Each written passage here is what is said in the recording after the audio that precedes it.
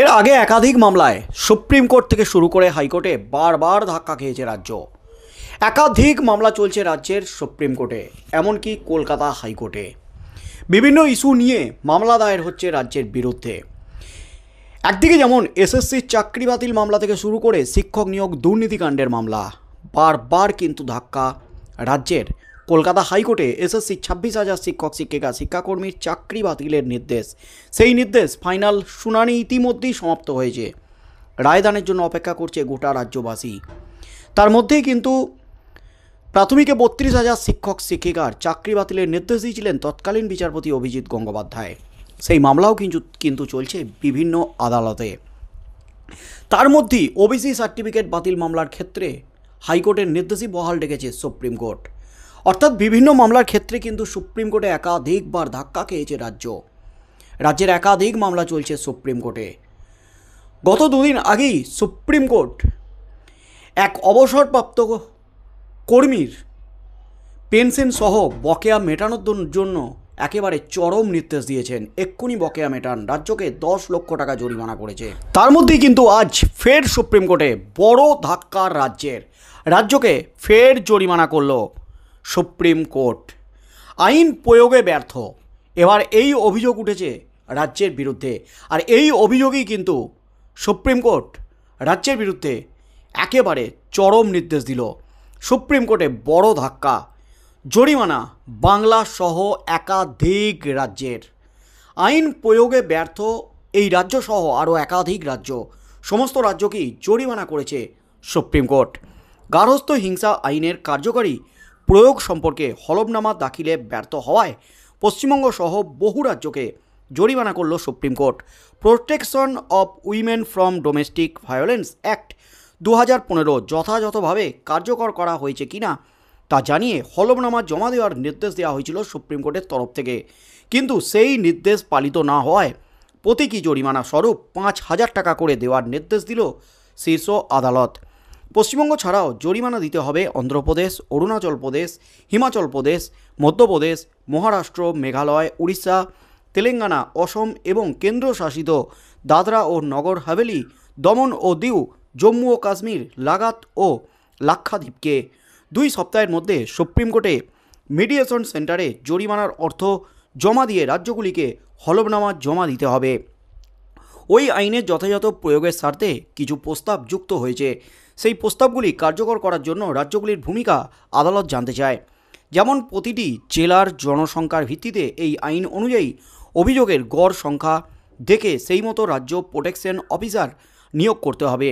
স্বাধীন ক্ষমতাপ্রাপ্ত অন্তত একজন এমন অফিসার প্রত্যেক জেলায় থাকতেই হবে।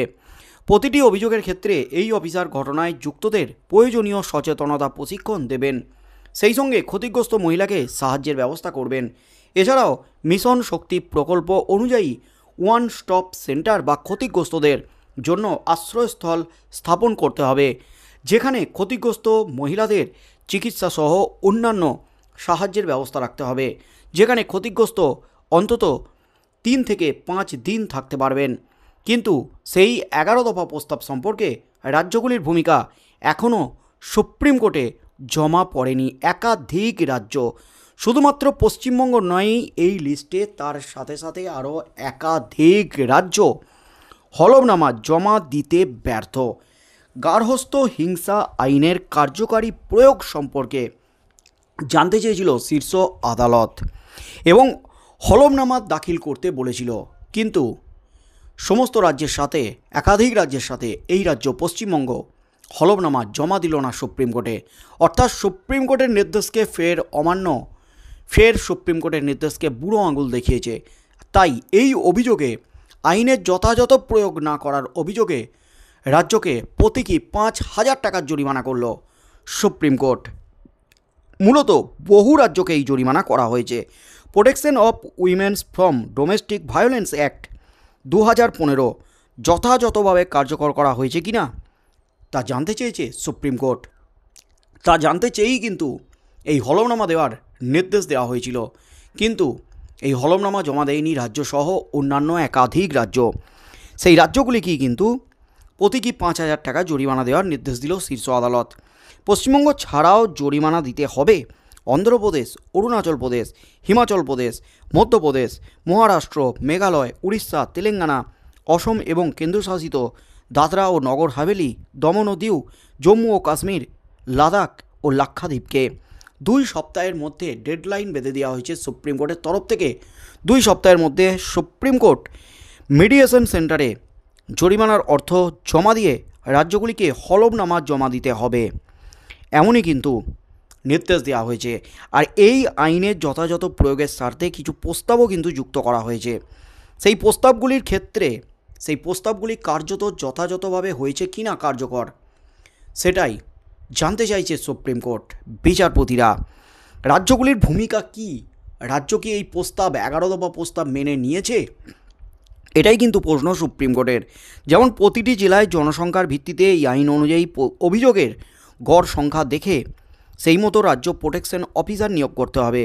স্বাধীন ক্ষমতাপ্রাপ্ত অন্তত একজন এমন অফিসার প্রত্যেক জেলায় থাকতেই হবে।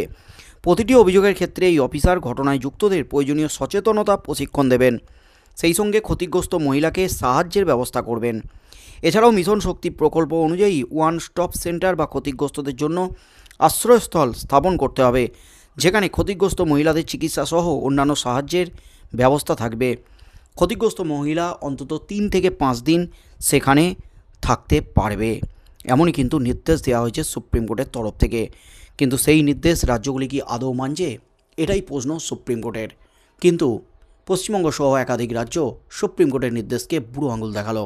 সেই অভিযোগেই কিন্তু রাজ্যকে জরিমানা করলো সুপ্রিম কোর্ট। আগামী দিনে কি হতে চলেছে, 2 সপ্তাহের মধ্যে রাজ্য 5,000 টাকা জমা করে এই হলফনামা জমা দেয় কিনা, সুপ্রিম কোর্টের নির্দেশ পালন করেন কিনা, যদি না করে তারপর সুপ্রিম কোর্ট কী পদক্ষেপ নেয়, সেদিকেই চোখ থাকবে গোটা রাজ্যের।